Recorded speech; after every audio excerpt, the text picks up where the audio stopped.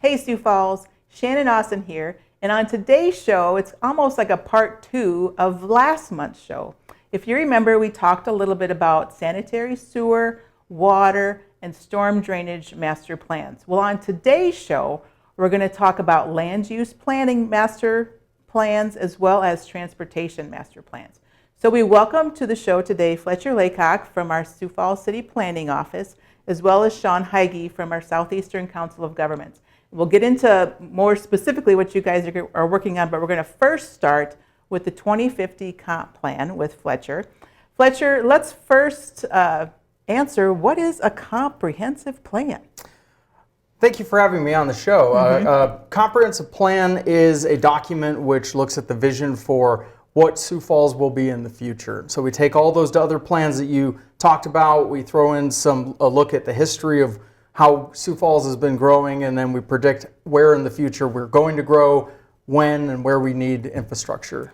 Okay, so, and you are also on the same timeline as our utilities, where it's at 20 to 25 years out, right? Yes. Okay, so what actually goes into a comprehensive plan? Like, where did you start? So we started with looking at historically where are we coming from. So back in 1950 was the first comprehensive plan for the city of Sioux Falls. And the great thing about this plan is that we're planning for 2050, so 100 years from when we first started really planning for Sioux Falls. And what it includes is taking a look at how land use has developed over time and then where we see it happening in the future. So then our growth boundaries are essentially the same, or growth areas are the same areas then that water and sanitary and drainage would also be showing for their 2050 boundaries, right? Absolutely. Okay, yeah. So we have a little a game between transportation and water rec. Sanitary sewer always thinks that they're more important than transportation, but it really comes down to sanitary sewer on where they can service the sanitary throughout our growth boundaries, right? I think all of our infrastructure, the public infrastructure, is important to have in place before we allow development to happen. So roads are just as important, but there's got to be that one that leads the way, right? And so it's where we have funding available or the least amount of funding available, or where it can reach the furthest. So when was the last time we updated the comp plan? I believe the last major update was in 2016, and in 2019 we had a update of the maps. Okay. So this is the first update in about 10 years. So is there anything that is different that you're like, oh, that's different from the last comp plan? Have you noticed anything major that's changed? I think just with how the population projections being, we're projecting that we'll grow by another 150,000 people over the next 25 years. And so being able to identify where we have housing available, as well as shopping centers and places of worship and working and parks, and just how much is needed in order to accommodate that many more people. So that would take our 2050 population upwards to that 375,000? Yes, that's pretty much the range. Yeah. So then that's still adding around that 2,000 to 3,000 people every year, or is it more than that?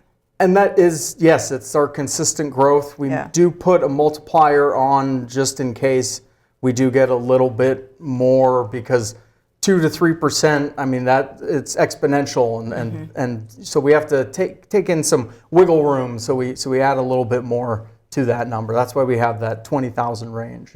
So that's really crazy growth for the city of Sioux Falls. It is. Yeah, I mean, so a benefit for us to have that growth, but then it is certainly a challenge to keep up with. And so that's where, with the comprehensive plan, we did a lot of public engagement to see what the people wanted to see Sioux Falls be in the future. And what we heard was that we like the growth, but we want things to stay kind of that small town feel and have our neighborhood parks and our neighborhood schools and continue to have the quality of life that everyone likes. So how do you, that seems like a very unobtainable goal, to keep that small town feel. I mean, you still have your major, transportation network, you still have your big commercial areas. Are you mainly focused on just those neighborhoods, on keeping those kind of smaller for that small town feel? It'll be a challenge, Yeah. certainly, how we keep that small town feel. I think that's what people want that's why what brought them to Sioux Falls is what we have. And so we don't want to lose, Sure. the parks, the easy ways to get around town. And it doesn't feel like we're a big city, but we don't feel like we're that big. Okay. So do you specifically identify then throughout the entire growth area the potential or the projected land uses like commercial, industrial, office? Do you identify where those areas can grow also? So we do have a future land use plan or map that looks at where different types of land uses should be promoted in our growth areas. And so it is a nodal map, so it identifies major intersections, which would be the intersection of arterial streets, and that's where you would expect to see either higher density development or commercial development. And then one of the things that we changed on our this map is we added higher density along major corridors such as Minnesota Avenue and Cliff Avenue, where we really want to promote higher density residential development and commercial development that will take advantage of major transportation corridors, which have bus and really continue to invest in transit and create those areas where we do have density to support a big city. Okay, so you hit a topic for me. So transit would be expected to grow with the city of Sioux Falls. And then what about the pedestrian facilities and the bicycle facilities? Are those also accommodated in the comp plan? We recommend, so the comp plan is a land use plan, and so Okay. where we look at it is we want to promote walkability and bikeability in neighborhood design. So that is also where we get into subdivision standards and the way that we build streets and build infrastructure for the future. People want to be able to walk around their neighborhoods and bike and not have to ride in the street or along very heavily trafficked roadways. But we need to accommodate that in our planning. Okay. So you guys, I believe you're on kind of like the end game now on the preparation of the comp plan. What's your approval process going forward then? So we just took the plan to our planning commission, which made a recommendation of approval, and so that will be getting onto our city council agenda on February 10th with a recommendation to approve. That will adopt it for the city of Sioux Falls, but then we also have to go through our joint growth areas, Lincoln County and Minnehaha County, and go through their planning commissions and their commissions, elected county commissions, in order to get their approval for the growth plans in their jurisdictions. So you got a few meetings left on your horizon. We do, absolutely. Presentations and interviews and Right. moving forward. Yep. All right, so you've opened the door for Sean to talk a little bit about transportation planning, because the comp plan does have a transportation component, right? Yes. And so, Sean, let's talk about the Metropolitan Planning Organization. So much like I asked Fletcher, what is a Metropolitan Planning Organization? Well, Shannon, first off, great to be here, so thank you for inviting me onto your show. So a Metropolitan Planning Organization is federally mandated for any city that is over 50,000 people in population. So obviously Sioux Falls, as Fletcher said, is over 50,000 people, so we have a Metropolitan Planning Organization, or MPO for short. That MPO contains 6 different municipalities and 2 counties. So we kind of do all of our plans based off of Sioux Falls, Harrisburg, T, Brandon, Hartford, Crooks, and then portions of Minnehaha County and Lincoln County. Okay, that's a lot of people to plan transportation. It's a lot.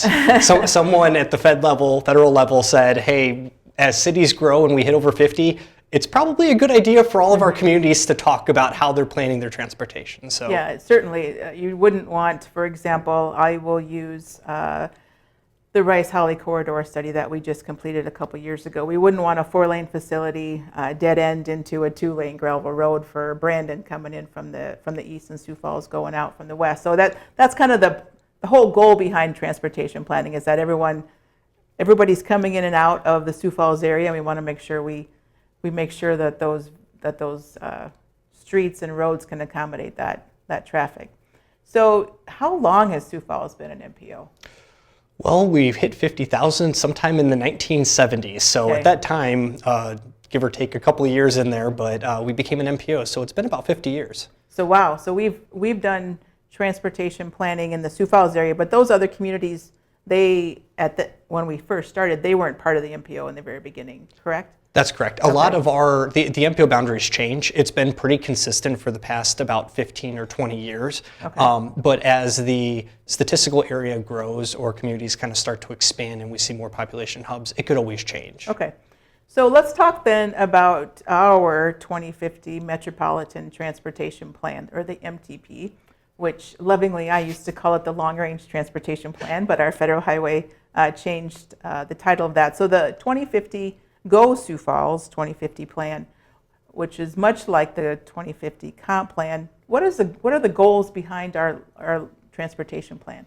Well, we're looking 25 years into the future. Okay. And, this is a plan that's looking at all of those MPO communities. Again, 6 municipalities and 2 counties. So we're looking at major transportation projects and construction, bike paths, transit, all multimodal transportation methods in this MPO area.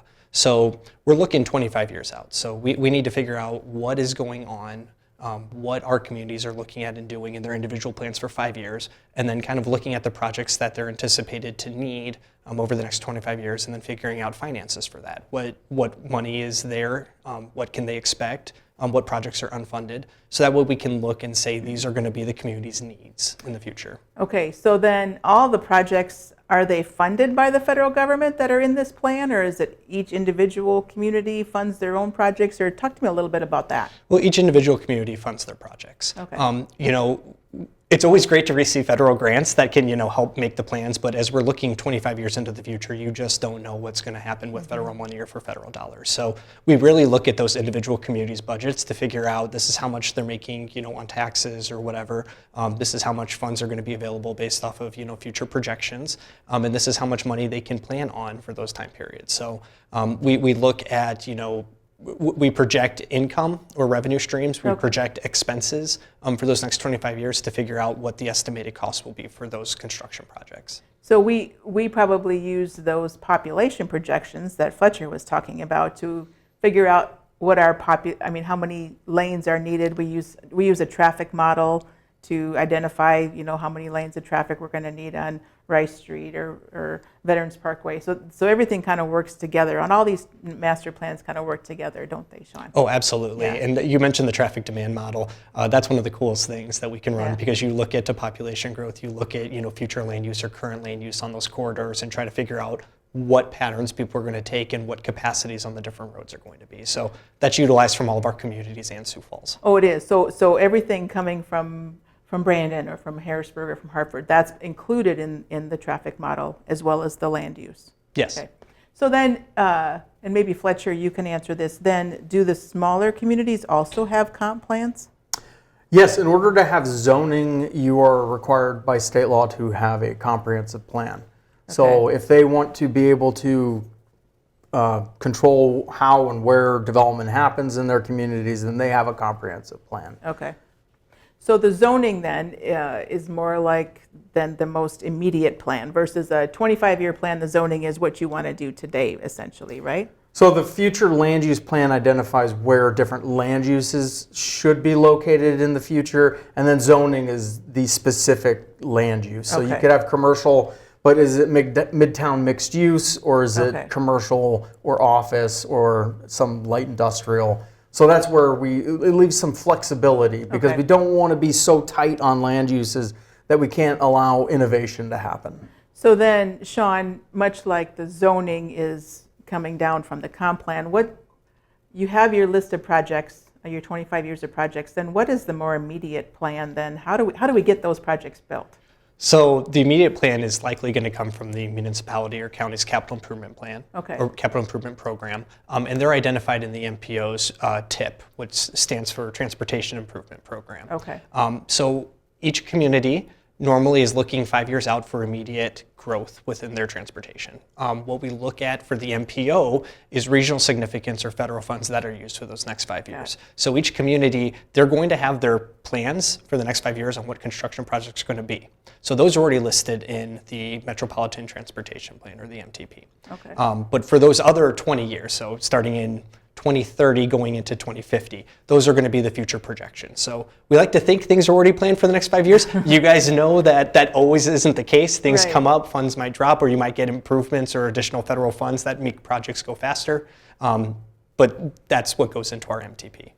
So that's very similar to what our utilities basically said. The same thing. They have their master plan, and then they dive. They look at the big picture, the universe of alternatives, and then they bring projects out by priority into that 5-year construction. So we're all kind of working towards the same goal, just trying to provide the best services for our citizens, right?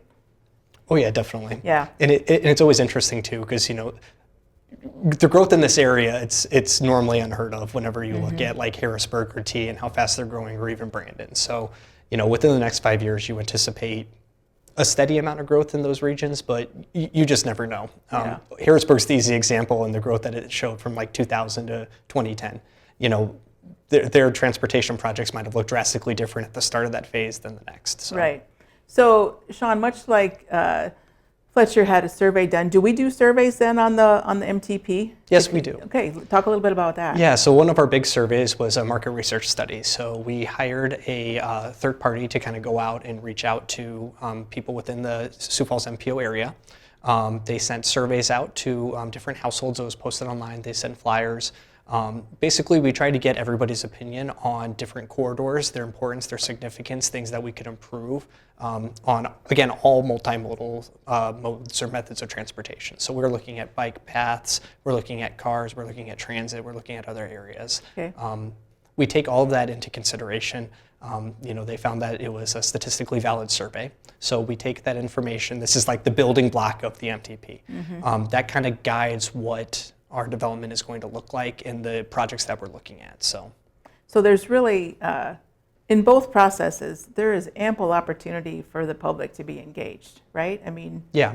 So talk to me a little bit about the MPO process then. So we have, much like Planning Commission has monthly meetings, do we have monthly meetings on the MPO side? We have a couple of meetings that we normally do. So for the MPO, we have 3 different boards. All of them are open to the public, and the meetings are open to the public. So we have a Citizens Advisory Committee. Okay. Not every MPO has one of those, but we really try our best to get as much public engagement as possible. So that CAC for short, or Citizens Advisory Committee, it's made up of different groups. We have people that represent business, retirement, disabilities, because we're trying to get as many voices as possible Sure. Yep. to help provide feedback. So they're a recommending board. Anything that the MPO works on, we take it to them first, get their opinions, their thoughts, their questions, and then they make a recommendation to our governing board. The next board is the Technical Advisory Committee, or TAC for short. That's made with professional staff. As I mentioned, we have 6 municipalities and 2 counties. So we have, people from the Planning Department of Sioux Falls, the Engineering Department. We have county representatives from like the Planning Department or their Engineering Department, as well as representatives on rail, air, and transit. And then finally, our governing board, the Urbanized Development Commission. That's a fun board. I always enjoy working with them, but because we are made up of 6 municipalities and counties, our governing board has representatives from city councils, mayors of the towns, and then county commissioners. So it's a lot to kind of corral and try to get ideas and agendas approved, I bet. Oh, it's always fun. When you have to take it in front of basically like 45 to 50 people to get approval, it's a good time. Yeah, certainly a lot of opportunity though for people to get involved, and that's what I love about our process. There's so many different layers of documents that have to be approved, but there's so many opportunities for people if they want to get involved. There's opportunities for them to get involved. So, all right. Well, thank you guys so much for your time. So let's talk a little bit about, lastly, is the MTP, the 2050 MTP already approved, or is that still waiting to be approved? That was approved back in September of 2025. So Wonderful. we do it, we plan for 25 years, but we do it every 5 years. So even though we just approved it, in about 2 years, we'll be starting the cycle all over again and getting out that survey. So. Awesome. Job security. Exactly. All right. Well, thank you guys so much for your time today. Well, there you have it, Sioux Falls. There's plenty of opportunity for you folks to have your voice heard on how Sioux Falls grows, as well as the entire MPO area. Until next time, I'll see you on the streets.